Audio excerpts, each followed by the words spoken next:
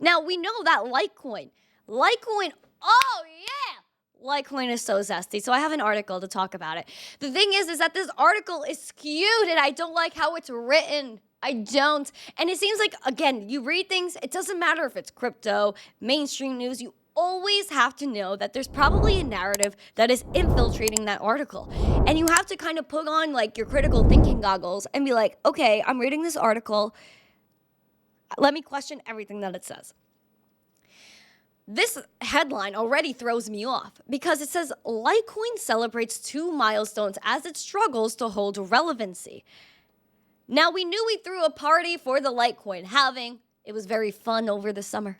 Now, I feel like we're going to talk about the Litecoin birthday that's happening on Friday. Litecoin is turning 12 years old. Hype for Litecoin.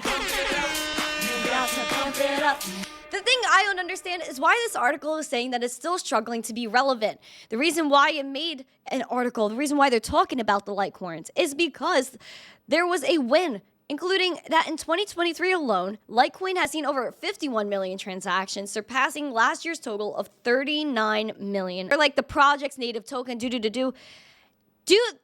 this article and put Bitcoin's name instead of Litecoin. Would they say the Bitcoin did this and like the Bitcoin's native token? Like, no, they don't write that. They're like, oh, Bitcoin did this many transactions. This is what it did this year. They're not talking about, oh, the native token is struggling to stay relevant. Litecoin is like Bitcoin, so talk about it that way.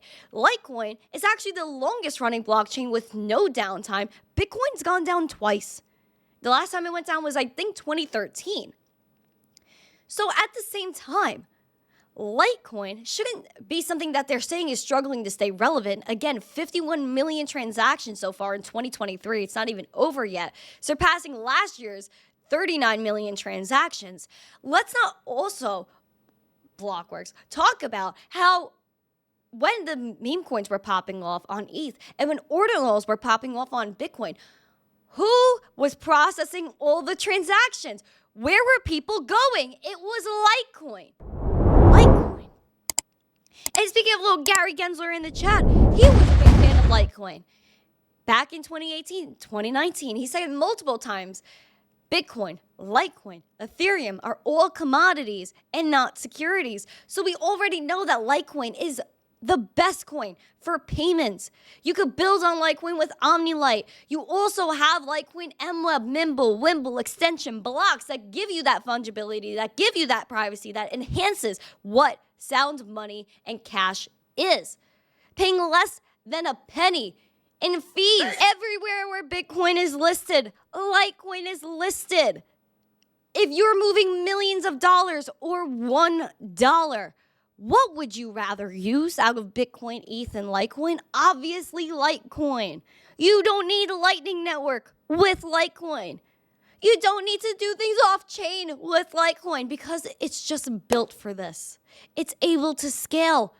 And Charlie Lee knew all of this while he was creating Litecoin.